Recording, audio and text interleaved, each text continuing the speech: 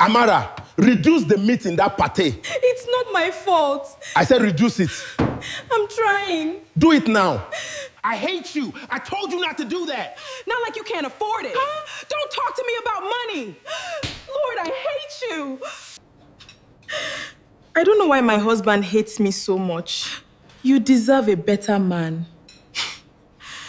This story you're about to watch is about a loyal wife who spent years sacrificing for her husband, only to discover that the woman praying with her was secretly sleeping with him. Please don't forget to hit the subscribe button for more. Amora, reduce the meat in that soup. The words came sharply from Chief Collins Ease without him even looking up from his phone. Amora paused beside the dining table, the stainless spoon still hanging in her hand. For 3 seconds, she simply stared at him. Then she forced a smile. There are only 4 pieces inside. And that is exactly my point, Collins replied coldly. Do you know how much meat costs now? Everything is expensive in this country.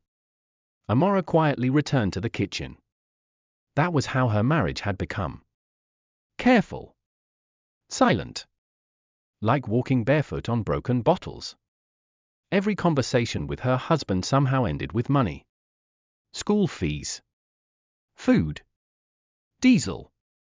House repairs. Even ordinary toothpaste. According to Collins, life was unbearably hard. But what confused Amora was that her husband was not an ordinary man. Chief Collins Ease was wealthy. Everybody in Port Harcourt knew him. Oil servicing contracts. Real estate. Transportation business. Political connections. The man moved with escorts. Yet inside the house, he behaved like a struggling civil servant surviving from one salary to another. Amora opened the pot slowly and removed 2 pieces of meat. Her chest tightened with embarrassment. God, why? How could you? Not because of the meat, but because their housemaid, Esther, was standing there watching everything quietly. Amora hated that look. That pity look. The look people gave women who were suffering in marriages but pretending everything was fine. Madam, should I serve Ogre now? Esther asked carefully. Amora nodded. Yes.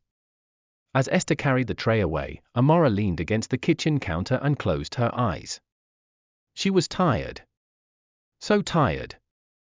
At 34, she already felt 60.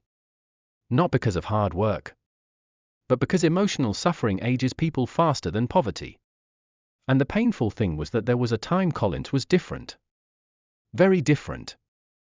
Back when they met at the University of Nigeria, Nsukka, Collins had been sweet, caring, and full of dreams.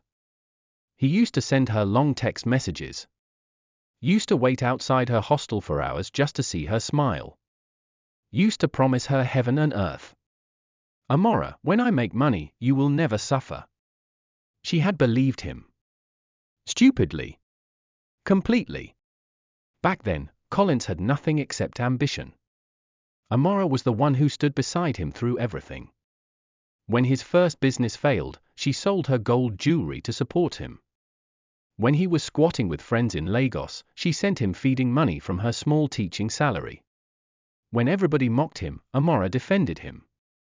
She fought for that man with her whole heart. And somehow, the moment he became successful, love disappeared from his body.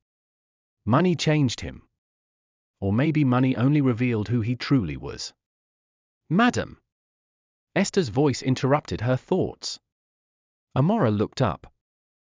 Ogre says the rice is too soft. For a second, Amora said nothing. Then she laughed softly. Not because it was funny, but because if she did not laugh, she might cry. That evening, rain fell heavily across Port Harcourt. The compound smelled of wet sand and diesel. Amora sat in the living room helping her 8-year-old son, Jide, with homework while her daughter slept beside her on the couch. The television was on, but nobody was really watching it. Collins entered around 9 p.m. Expensive perfume filled the room immediately. Amora looked up slowly. Something about him irritated her these days. Maybe it was the way he walked around proudly while behaving like a victim at home. Or maybe it was the fact that he always looked happy outside but miserable around his family. "You're back," she said quietly. "HM." He loosened his tie carelessly and sat down. "Daddy," Jide said excitedly, "my teacher said we'll go for excursion next week." Collins frowned immediately. "Excursion for what?" The excitement disappeared from the boy's face. "They said we're going to the zoo and museum." "How much?" Jide hesitated. 35,000. 35,000. Collins exploded. "For ordinary excursion? Are they mad?" The boy lowered his head immediately. Amora felt anger rise inside her chest. "It's not too much," she said carefully. "Most schools charge." "Amora, stay out of this." His voice was sharp. Deadly sharp. The room became silent instantly. Even little Zara shifted in her sleep. Colin stood up angrily. "Everybody just likes wasting money in this house." Then he walked upstairs. Jide blinked rapidly, trying not to cry. Amora pulled him close immediately. "It's okay," she whispered softly. But it was not okay. Nothing had been okay for a long time. 3 days later, Amora was sitting in her best friend Cynthia's flat, eating pepper soup while Cynthia gossiped excitedly. "And this Lagos girl had the audacity to tell me my wig looked cheap," Cynthia said dramatically. Amora gave a weak laugh. Cynthia was one of the few people who could still make her smile. They had been friends for 13 years, from university right through to marriage. Cynthia knew everything about her life. Every pain. Every secret. Every disappointment. Sometimes Amora wondered how she would have survived without her. "You're not listening," Cynthia said suddenly. "Who?" "You zoned out again." Amora sighed wearily. "I'm just stressed." "Collins again." Amora nodded. Cynthia immediately rolled her eyes. "That man is too stingy." Amora laughed, though it hurt. "You have no idea." "My dear, I do have an idea. The last time I visited your house, the man was shouting because the NEPA bill had gone up." They both laughed. But Amora's laughter carried pain. Cynthia noticed. "You're unhappy," she said quietly. Amora looked away immediately. "No marriage is perfect." "That's not what I asked." Silence. Then suddenly, tears filled Amora's eyes. "I don't understand him anymore," she whispered. "This man has money, Cynthia. Real money. But he behaves like taking care of his family is punishment." Cynthia moved closer sympathetically. "Have you talked to him?" Amora laughed bitterly. "Talk? Collins? The man will twist everything and make me look ungrateful." Cynthia shook her head slowly. "You deserve better." Amora smiled sadly. "You know the funniest part?" "What?" "If another person describes my marriage to me, I'll tell her to leave immediately." "Then why are you still staying?" Amora opened her mouth but no words came out. Because the truth was complicated. Children. Society. Fear. Hope. And somewhere deep inside her, a small, foolish part of her still believed that the old Collins would return someday. The man she had fallen in love with. The man who used to call her the queen of my life. That man had disappeared completely.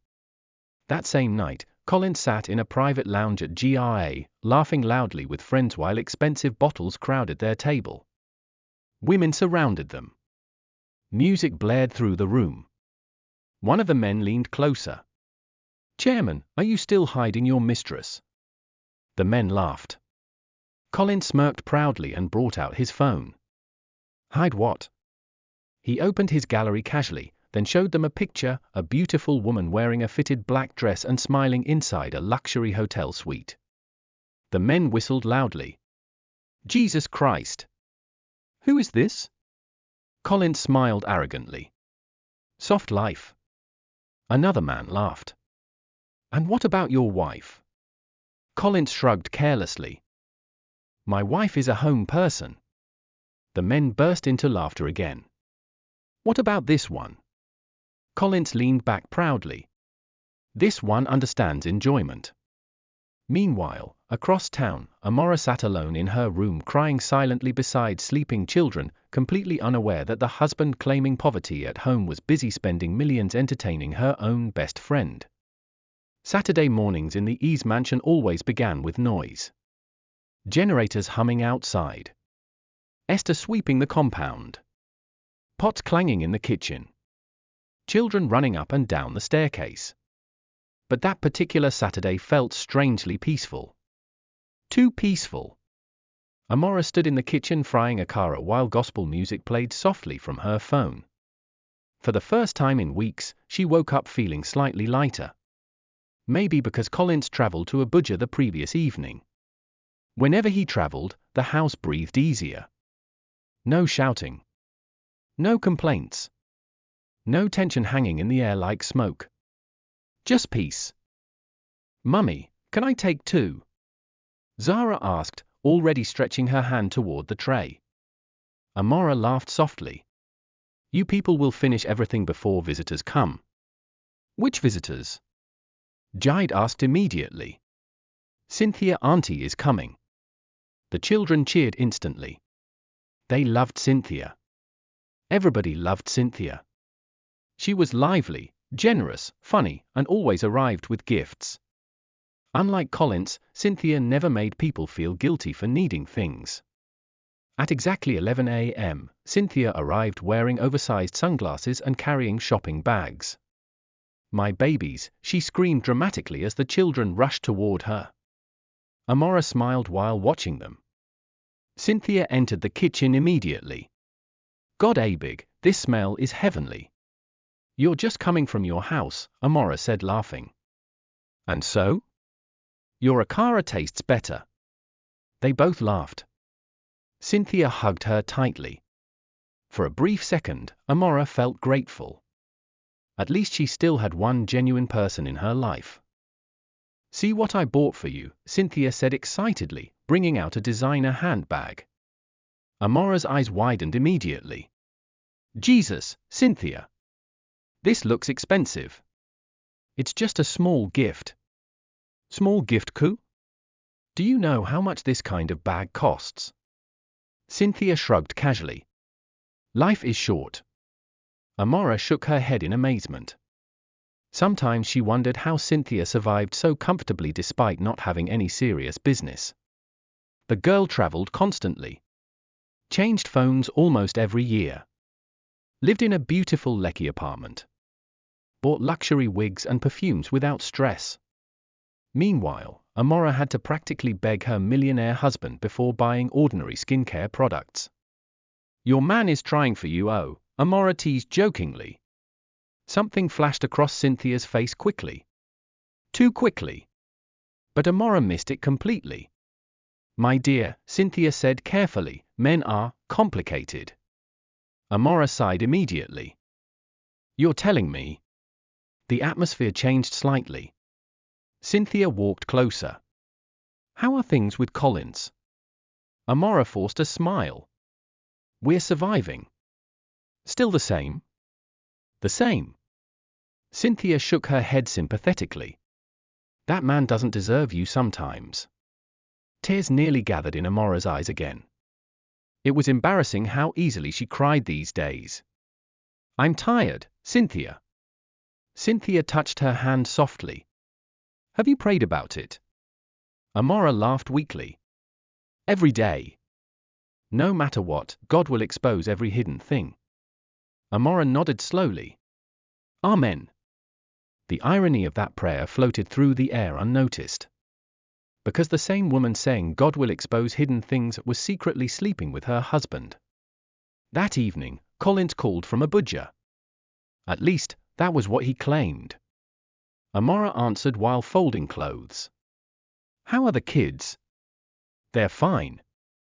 HM. Silence. Typical Collins. Calls with him always felt like business meetings. No warmth. No affection. Nothing. You received the transfer I sent, he asked. Amora checked her phone immediately. 20,000 naira. Her chest tightened painfully. 20,000. For a household of 4. Meanwhile, his wristwatch alone could pay somebody's yearly salary. Yes, she replied quietly. Manage it till I come back. Manage. That word again. Manage food. Manage bills. Manage suffering. Manage disappointment. Amora closed her eyes tiredly. Okay. I'm busy now. I'll call later. The line disconnected immediately. No, I love you. No, take care. Nothing. Amora dropped the phone slowly. Then she looked at her wardrobe mirror. For a long moment, she stared at herself silently. What exactly happened to her life? She used to be beautiful, confident, happy. Now she looked permanently exhausted. Marriage had drained something from her spirit. And the painful thing was that outsiders envied her. They saw the mansion, the cars, the designer clothes Collins occasionally bought during public events. People thought she was living every woman's dream. Nobody knew she felt emotionally homeless inside her own marriage. At that exact moment, Collins was not in Abuja. He was inside a luxury beach resort in Lagos. And Cynthia was lying beside him. Soft Afrobeat music played quietly through the sweet speakers while city lights reflected through the glass windows. Cynthia wore one of Collins's white shirts while sipping champagne. You're distracted, she said carefully. Collins exhaled slowly. Business issues. That's not what I mean. He looked at her. You're thinking too much. Cynthia sat up. No. You're acting strange. Collins remained silent. Then finally. Amora has been asking questions lately. Cynthia's stomach tightened. What kind of questions? She keeps complaining about money. Cynthia nearly laughed. Complaining? The woman had every right to complain. Even Cynthia herself knew Collins was wicked toward his wife. But somehow, she still stayed with him. Money has a way of silencing conscience. She suspects something. Cynthia asked quietly. No. He answered too quickly. And that worried her. Collins stood up and walked toward the minibar. You women think emotionally, he muttered. If Amora knew how much pressure I face outside, she wouldn't complain every 5 minutes. Cynthia stared at him silently. Sometimes she noticed something disturbing about Collins. The man genuinely believed he was the victim. Even while cheating. Even while lying. Even while neglecting his family. He still somehow found a way to blame everybody else. You should at least take care of the children better, Cynthia said carefully. Collins turned immediately. And now you too. I'm just saying. I pay school fees. Late. I provide this house. You barely give Amora money. Collins laughed bitterly. That woman can never be satisfied. Cynthia became quiet. Because deep down, she knew Amora was not the problem. But admitting that fully would mean accepting the kind of person she herself had become. A betrayer. The worst kind. 2 weeks later, something happened that changed everything. It started with a simple mistake. Collins forgot his second phone at home. Amora found it accidentally while arranging clothes in the wardrobe. At first, she assumed it was one of his business phones. But then the screen lit up. A message entered. And the contact name made her heart stop. My love, Cynthia Red Heart Hash. For a full 5 seconds, Amora could not breathe. Her fingers became cold instantly. No. No. No. Her mind rejected it immediately. There had to be another Cynthia. Not her Cynthia. Not her best friend. Hands trembling violently, Amora picked up the phone. The password. She tried Collins's birthday. Wrong. She tried the children's birthdays. Wrong.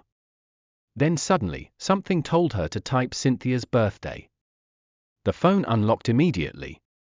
Amora froze. Her body went completely numb. And then she saw everything. Pictures. Videos. Hotel bookings. Romantic messages. Transfer receipts worth millions. I miss your body. Can't wait to see you tonight. Amora almost suspected yesterday. Amora dropped the phone immediately like it burned her skin. The room started spinning. Her chest tightened so badly she thought she might collapse. For 13 years? 13 whole... No. No. How could you? 13 whole years. Her best friend had been sitting in her house, eating her food, praying with her, while secretly sleeping with her husband. A broken sound escaped Amora's throat. Not quite a cry. Not quite a scream. Just pain. Pure pain. Then suddenly, another message entered. From Cynthia. Baby, did you book our Dubai flight yet? Red heart hash. Amora did not cry immediately. That was the strange part. After seeing the messages, something inside her simply shut down. She sat slowly on the edge of the bed, staring at the phone in her trembling hands while the air conditioner hummed softly above her head. Her ears rang loudly. It felt like the entire world had suddenly moved far away from her. Cynthia. Collins. Together. Not once. Not by mistake. Not a brief affair. This thing had been happening for almost 2 years. 2 years of lies. 2 years of pretending. 2 years of betrayal sitting comfortably at her dining table. Amora opened the gallery again with shaky fingers. More pictures. More videos. One particular video nearly destroyed her completely. Cynthia was inside a jewelry store laughing while Collins placed a diamond necklace around her neck. The same necklace Amora once admired online. The same necklace Collins called the waste of money. Amora pressed her hand against her mouth immediately. Her stomach turned violently. Then she saw another picture. Dubai. Private yacht. Champagne. Cynthia leaning against Collins while he kissed her forehead lovingly. Lovingly. Amora closed her eyes. That was what broke her most. Not even the cheating. But the tenderness. Because Collins had not looked at her with softness in years. Yet here he was giving another woman the version of him Amora had begged to see again. Tears finally rolled down her face silently. One after another. Heavy. Painful. She remembered all the moments Cynthia had comforted her. Don't worry, he loves you. Men go through stress. Be patient with him. No. Lies. How could Every single you? word was a lie. And suddenly, memories started rearranging themselves inside Amora's head. Things she ignored before now looked suspicious. The random gifts. The expensive wigs. The sudden glow-up. The mysterious vacations. Jesus! Collins was funding everything. Amora stood up suddenly and rushed into the bathroom. She vomited repeatedly. Her whole body shook violently. Not because of heartbreak alone. But humiliation. The kind that enters your bones. She remembered how many times she defended Cynthia to people. How proudly she called her my sister. Meanwhile, the woman was sleeping with her husband behind her back. Amora washed her face slowly. Then she looked at herself in the mirror. Her eyes were swollen already. But beneath the pain, something else had started growing quietly. Anger. Cold anger. And cold anger is more dangerous than shouting. That evening, Cynthia called. Amora stared at the phone for a long time. Her chest tightened painfully at the familiar contact picture. Bestie Red Heart Hash. Amara almost laughed. Instead, she answered calmly. Hello, babe, Cynthia said cheerfully. The fake happiness in her voice made Amara grip the phone tighter. How are you? I'm fine, Amara replied quietly. You sound tired. I just woke up. I wanted to check on you. How are the kids? The audacity. The sheer audacity. Amara felt something dark move inside her chest. They're fine. And Collins? Amara nearly lost control. But somehow, she held herself together. He's okay too. Good. Silence. Then Cynthia laughed softly. You know I miss you, right? Amara stared ahead blankly. What kind of human being says this after sleeping with her friend's husband? You should come over tomorrow, Cynthia continued. We haven't hung out properly in weeks. Amara's lips curved slowly. A dangerous smile. Sure, she said softly. I'll come. That night, Amara could not sleep. Collins returned from his Abuja trip around midnight smelling of expensive perfume and alcohol. Amara pretended to sleep as he entered the room. For the first time in years, she truly looked at him. Not as her husband. Not as the father of her children. But as a man. And what she saw disgusted her? How had she spent years begging for affection from someone this heartless? Collins removed his clothes carelessly and climbed into bed. Then, unbelievably, he moved closer and touched her waist. Amara's entire body stiffened immediately. What's wrong? He murmured sleepily. Nothing. You're cold. If only he knew. Amara nearly laughed bitterly. Cold? A woman whose heart just got shattered does not remain warm. Collins wrapped his arm around her carelessly and slept off almost immediately. But Amara remained awake till morning. Staring into darkness. Planning. The next afternoon, Amara drove to Cynthia's apartment. Every second of that journey felt unreal. Traffic moved slowly through Port Harcourt roads while hawkers shouted beside cars. Life continued normally. Meanwhile, Amara felt like somebody walking around with a knife buried inside her chest. Cynthia opened the door smiling brightly. My woman. Amara forced herself to smile too. Fine girl. They hugged. Amara almost pulled away immediately. It felt dirty. The apartment smelled of expensive perfume and scented candles. Amara looked around carefully. Luxury everywhere. New television. Imported furniture. Designer bags casually hanging near the staircase. Everything suddenly made sense now. Collins had been building another woman's life while starving his own wife emotionally. You want wine? Cynthia asked. No. You sure? Yes. Cynthia shrugged, so instead, she smiled softly. You know Collins now. Cynthia rolled her eyes dramatically. That man N. Amara studied her carefully. How did she hide it so well? No guilt. No shame. Nothing. Just normal. Like betraying her best friend was an ordinary hobby. Then suddenly, Cynthia's phone buzzed beside her. Amara glanced casually. And froze. The notification showed briefly before disappearing. Baby Red Heart Hash. Amara looked up slowly. Cynthia noticed immediately. For one tiny second, panic flashed across her face. But she recovered quickly. Whose baby? Amara asked calmly. Cynthia laughed nervously. One guy disturbing me. Amara nodded slowly. Rain tapped lightly against the windshield.